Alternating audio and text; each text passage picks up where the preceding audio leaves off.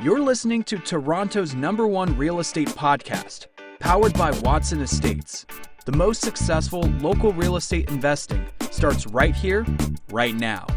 Here's your host, broker, investor, and social media influencer, Bradley Watson.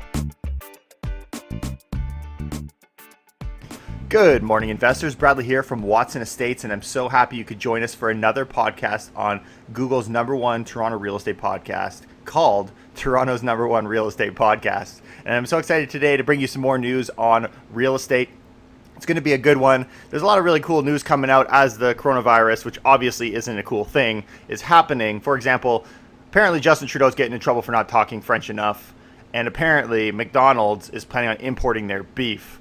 And I'll tell you, it is not the same if you go outside of Canada. I like trying McDonald's. It's actually a little bit of a hobby for me when I travel to other countries to try the McDonald's. And I don't think I've found a country that makes it quite as good. But we don't want to get into that stuff because at the end of the day, that's not going to make money come into our pockets. Today, what we're going to talk about is real estate. And more specifically, I want to answer a few questions. We're going to start off talking about the Canadian mortgage rates. They've done some really funky things lately, unpredictable things. And the question that I want to ultimately answer is, are we best in a fixed or a variable rate mortgage during the COVID-19 crisis? Then we want to get into looking at people who are searching for properties. Are people actually looking at properties at all?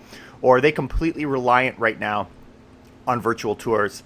And finally, I want to talk, as May 1st is looming over our heads, especially as landlords and investors who are following our podcast, will you guys be seeing the rent on May 1st? We're going to talk about that. We're going to talk about what's available as far as information for us, and we're keeping our finger on that as well. And so I'm excited to cover these topics. And as always, make sure you guys leave a review, give us 5 stars, depending on what platform you're using, give us a thumbs up, leave us comments if you have any other topics or articles you want us to cover. What we pretty much are doing for anybody who's new is going through the daily articles that have come out in the last 24 hours to 48 hours that are the cornerstone of information that are applicable to us as investors before we invest in Toronto real estate, or people who are currently investing that matter to us and things that are going to ultimately affect our investment. Okay, so let's jump into fixed or variable rate mortgage. This article comes from movesmartly.com. I'm quickly becoming a fan of this website and their articles because they're good. And so this article is called "Canadian Mortgage Rates Are Finally Starting to Fall." And it is a little bit more of a detailed one. Follow along. I'm going to explain to you, because what it actually does here is it tells you what is happening and why rates are moving, but then why they're not and what is happening now. So things have changed. The subheading is, in spite of rate cuts and more aggressive measures, mortgage rates haven't lowered until now. And I like to think that I've talked about this on the podcast. I'm going to assume I have along the way. Mortgage rates not really going down when you assume they do, but right now we're starting to see things kind of bouncing back, which we'll see in a minute. Most of the borrowers I speak with these days are surprised to learn that mortgage rates are higher now than they were before oil prices crashed and the COVID-19 crisis began. That is understandable. This is explanation. Our 5-year fixed mortgage rates are priced on the 5-year Government of Canada bond yield plus a premium of between 1.25 and 1.5. The 5-year GOC bond yield has plummeted of late and closed at 0.44% on Friday. In normal times, that would put our 5-year fixed mortgage rate somewhere between 1.69 and 1.94. That's what this should be. Anybody who's applied for a mortgage lately knows that's not the case. Our 5-year variable rates are priced off lender prime rates, which move in lockstep with the Bank of Canada's policy rate. The Bank of Canada slashed its policy rate by 1.5% in March. Those are the big cuts that we saw, and it now stands at only 0.25. 5-year variable rates have also tended to float at between 1.25 and 1.5% above the Bank of Canada's policy rate. In normal times, that would put those variable rates on in between 1.5% to 1.75%, and many of you again know that they're over 2%. They're all north of 2% right now. We recently learned that 1 million Canadians lost their jobs in March, while an additional 1.3 million Canadians remain unemployed but earn no income over the same period. It goes on to say how the April employment data is going to get even worse, and they're expecting more than 600,000 Canadians have been approved for deferred mortgage payments. So these are reasons why the Canadian mortgage lenders have raised rates against this backdrop.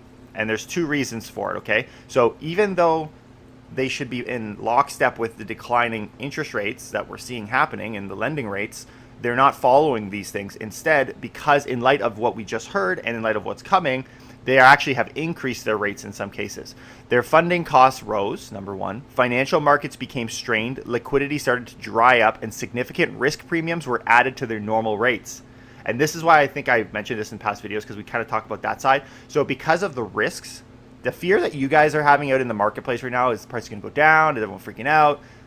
These are people who work at the bank that are tracking the same thing. So anytime there is a risk, they're going to buffer that in and say, you know what, well, we're going to charge people a premium. If you're going to come back and do that, we want to make sure it's worth it because we're investing in your house too. I want to make sure it's a good investment. And if it's not, you're going to pay a little bit more for that.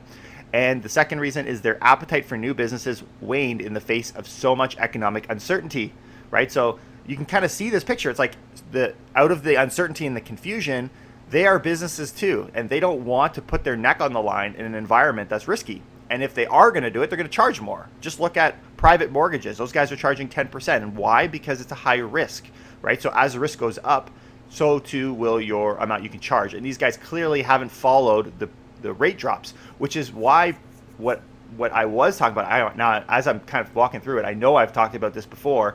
This is why we were tracking the declining interest rates. And I always was saying that a declining interest rate isn't going to save our economy. Like right now, the main thing that's going to save everything is going to be the removal of this virus or a vaccine. This is generally, everyone agrees, this is what's going to fix things. Until that happens, to just drop your interest rate is not going to help. What will help, though, is what they actually go on to talk about here.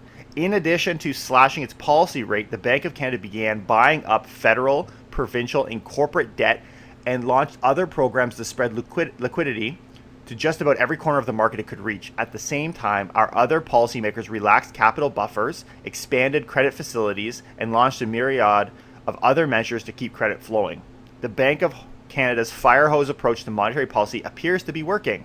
So this is what works, guys. Throwing money at the economy works to we're literally just supporting it financially, propping everything up. The interest rate dropping, just let me ask you guys, in all honesty, if the costs of buying a house go down, is that a motivator right now for you to go out and buy a property right now? No. Like you already decided, right? Like we're not stimulating more spending. The whole point of bringing interest rates down, and I'm not an economist, but generally speaking, is to try and stimulate. It's an act of stimulating and going out and purchasing. Don't save, spend. People are spending money right now. They're sitting at home. They're looking for opportunities to cut their car insurance rates. They're looking for opportunities to cancel their Netflix subscriptions or whatever. They're trying to save money. They're not trying to spend money, and dropping interest rates isn't going to fix that, but propping up the economy is what needed to happen, and it has happened, and that's why things are still afloat. Fixed mortgage rates dropped steadily last week. So now what they're talking about, by the way, is now what's happening in the last week, because this is important. So now finally they're starting to bring their rates down. And so the counter that they don't talk about in this article, but my question to you guys, why do you think that is? Could it be possible that maybe the risks have started to come down? And this is kind of what we've been hinting at, is what we talked about very clearly yesterday. Maybe they're not as freaked out. So question to you guys is, are you still super freaked out? Mixed mortgage rates dropped steadily last week. While they still aren't back to pre-crisis levels, if they keep falling, they may get there soon. Variable mortgage rates haven't yet responded to the same degree because their associated funding costs aren't easing as quickly. Okay, so fixed rates we're seeing have started pulling back, mortgage rates not so much. And so they answer this question. I'm going to answer it myself too, but this is their suggestion. Is a few weeks ago I suggested, this author, that most borrowers would be best served by going with a variable rate option in the current environment. That logic was based on the fact that while both fixed and variable rates are elevated, variable rates are lower and, more importantly, more flexible.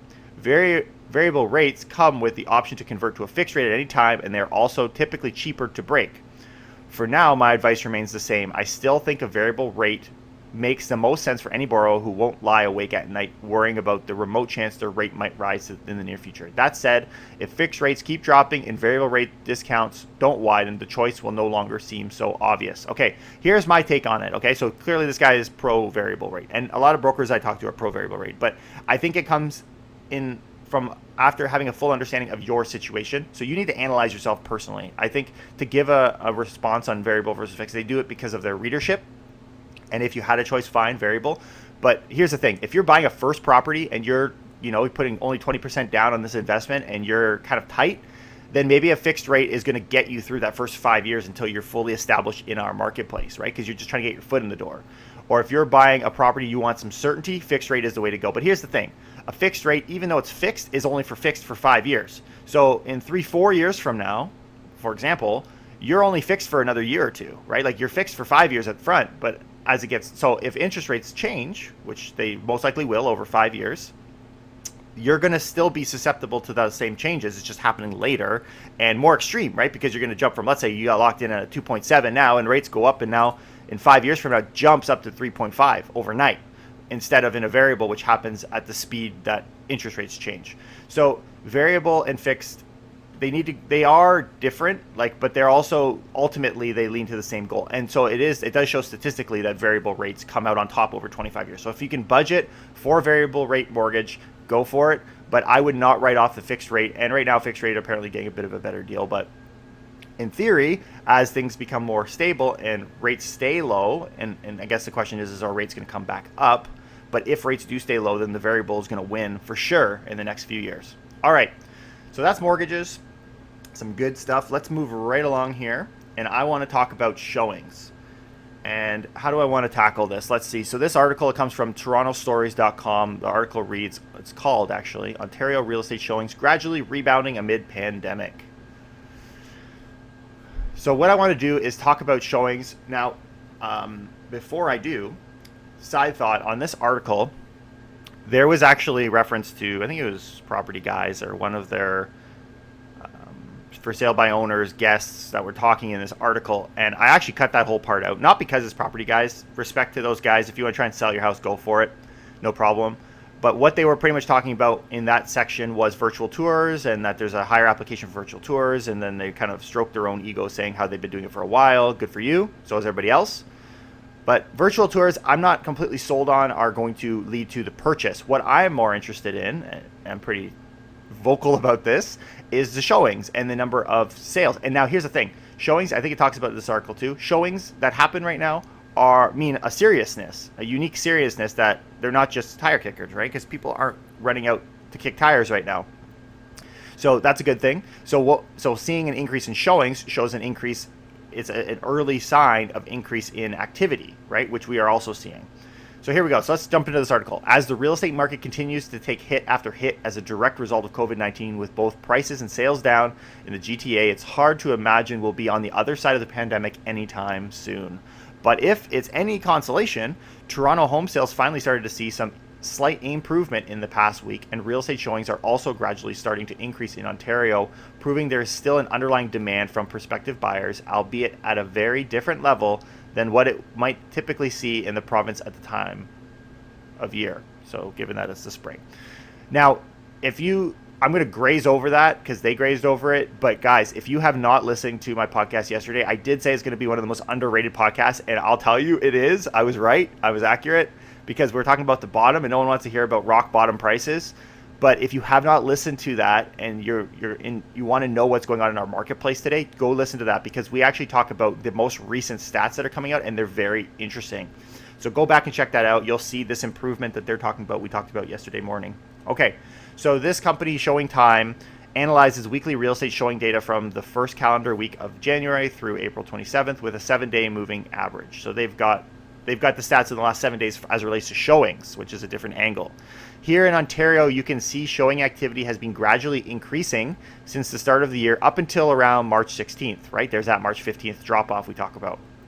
When COVID-19 emergency orders were implemented and real estate showings were halted before plunging on March 30th to the lowest weekly average of the year, it sat around 65.7%. However, as we eased into the new months, showings started to slowly pick up before seeing a significant increase leading up to April 27th to reach a weekly average of minus 42.2%, nearly a 25% uptick from its lowest. Guys, there has been, since its lowest point, a 25% increase in the number of showings. And they have it on a little chart here. It's kind of fun. And it shows pretty much the same U shape is starting to form that we see as far as number of sales. This is what we talked about yesterday. Sales went all the way down, and now we're coming out on the other side of a U shape.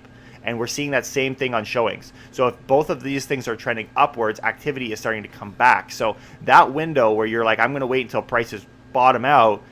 I'm going to say, I said it yesterday, I'm saying it again, it is looking more and more like that is happening right now, and that might even be behind us. So just be very on the button. If you're ready to pull the trigger, we want to make sure we're tracking these things very closely. And that's where you give me a call. We talk more about it. While the showing activity shift might be minor, it's definitely an indicator that buyers and sellers are still interested in making transactions happen, pandemic or not. So very interesting stuff. Number of showings are happening, number of sales are happening, things are coming back to Toronto. Maybe it's because people are getting a little bit homesick and have been sitting and saying, you know what, screw it, give me a reason to go out and get sick just to go look at houses. That's fine. Maybe that's what's happening. Could be just a freak accident. But at the end of the day, we're seeing a lot of strength, and we know how many buyers there are in the GTA. We know that. We've seen that, guys. Let's not be oblivious to what happened 6 months ago. Same people that saw the collapse happening in 2017 when all the psychological warfare was going on with the foreign buyer tax happened. Everyone was like, oh, no one even wants Toronto real estate after all. We were saying it back then too. No, there is a ton of demand and a lack of supply, and that's still the case. So let's not fall into the same fool's trap that we did last time.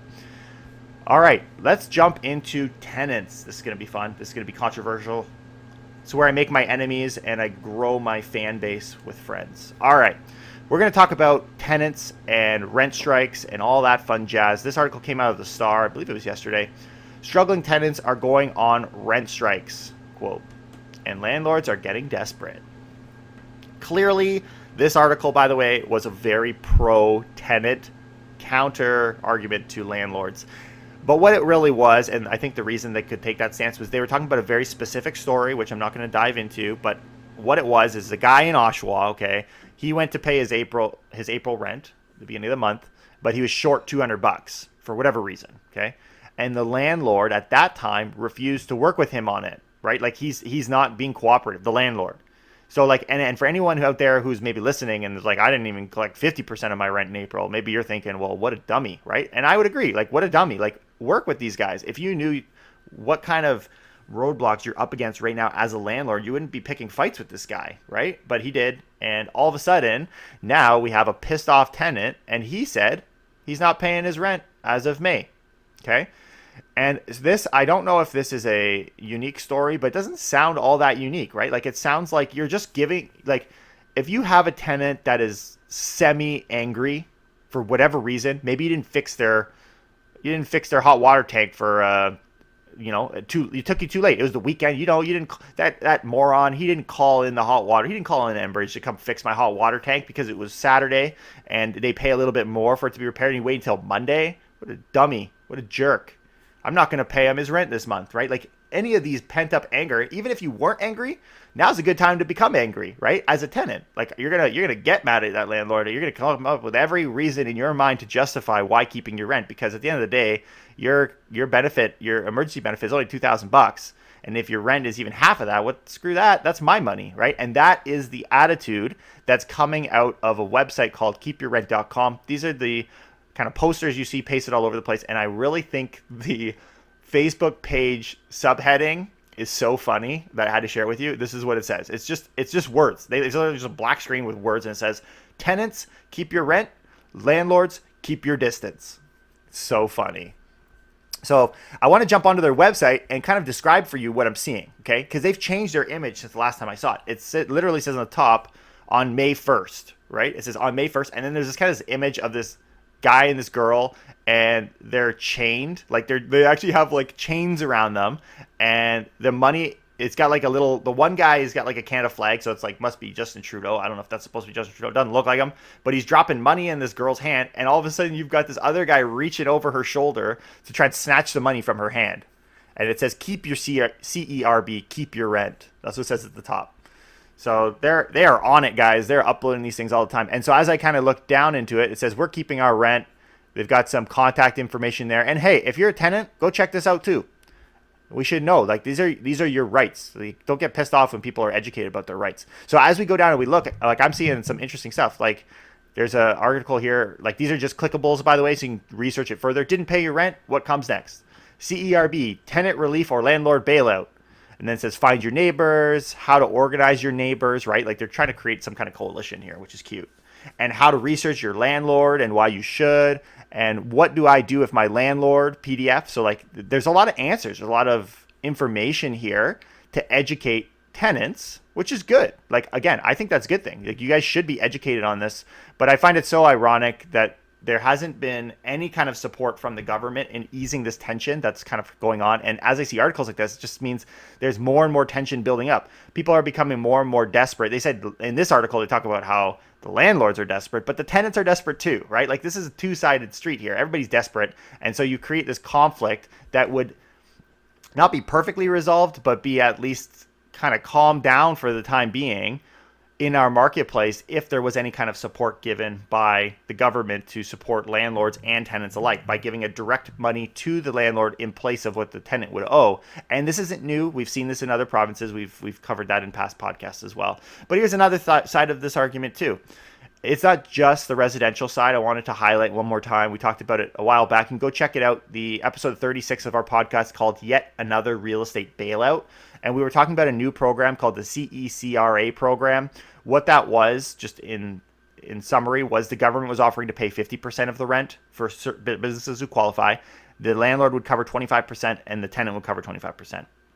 But the problem here is it was optional at the choice of the landlord. And so there's been a lot of conflicting arguments by other parties saying that it's not good enough. And so the question is, it will be good enough because that will also line up with our May 1st deadline. And so you might have, and it'll be interesting to see in the first week of May who's collecting rent, right? And this is what we're going to keep tracking here. So if you're not already following us on Toronto's #1 real estate podcast, please do. Okay, so I want to just give one more highlight from just as an update from our video yesterday. We were talking about Doug Ford's plan, and I had some pretty controversial, but not really. Apparently, it's not a controversial arguments that I didn't think it was very substantial. I thought it was a bit of a waste, kind of just politically moved. But here's the thing, like, there's actually people calling him on it now, and even the opposing parties are doing it. So let me read this article from the Star. Doug Ford promises more details this week as to what businesses will be able to reopen. This is what we were asking for, right? Good job, Dougie. As Premier Doug Ford scrambles to put some meat on the bones of his vague plan for reopening the economy, he's asking businesses to suggest regulatory shortcuts they need to help during the pandemic. I saw something about that yesterday. That was actually really interesting. He's asking people to reach out to them to give insight. I don't have it in here, but this is kind of what they were talking about. To reach out to them to give ideas on how we'll make their business easier to operate, which is actually a good idea, right? Like, we're always talking about throwing money, but if there's a way to do it that doesn't necessarily cost money, and they're actually allocating money to that as well. But if there's anything blocking you that hasn't been addressed, you can contact them now, which is cool. One day after releasing a 13-page framework for getting Ontario up and running again that has been panned for lacking any details, Ford promised to deliver more information later this week. The Premier told reporters at his daily teleconference on Tuesday, so this came out yesterday, that, quote, clear sector-specific guidelines, end quote, would be made public within days. Pretty good response considering how lacking the last one was. And I think this is kind of funny. Apparently I'm a super liberal person, because that is what the NDP leader Andrea Horwath and Liberal leader Stephen Del Duca, I don't know, among others, that his economic restart plan did not offer enough specifics. So apparently the opposition leaders agree with me. And I mean, it was such an easy thing to poke at, man. Like, come on. Like, the plan is a joke. It was a joke. So hopefully we got more juicy stuff coming for us later this week. And this prospective information seems to be enough for people to be coming back into the local real estate market. I think it is part of it. As much as we criticize it, there is an effort being made and people are seeing that. The report warned the province would need to see, quote, a consistent 2 to 4 week decrease in the number of daily COVID-19 cases before any prohibitions could be lifted. And just so you guys know, yesterday we had another increase after 3 days of decreases. So reset the clock. It's kind of like when you're in that factory and it's like, we have had this many days since our last injury. Well, that day is number 1. And so we're going to have to wait a couple of weeks. But here's the thing. To have a plan seems to be sufficient for people to want to be coming back into our market because they know how bad it's going to get on the other side. That's all the information I have for today. I'm going to see you guys again with another daily podcast tomorrow. And I'm so happy you could join us on this journey as we continue to learn as news unfolds and hopefully translate some of it to you. But I'm learning too. It's a great journey that we're on as we're all in lockup here for COVID-19. I'll see you guys tomorrow with more. Take care and keep it real.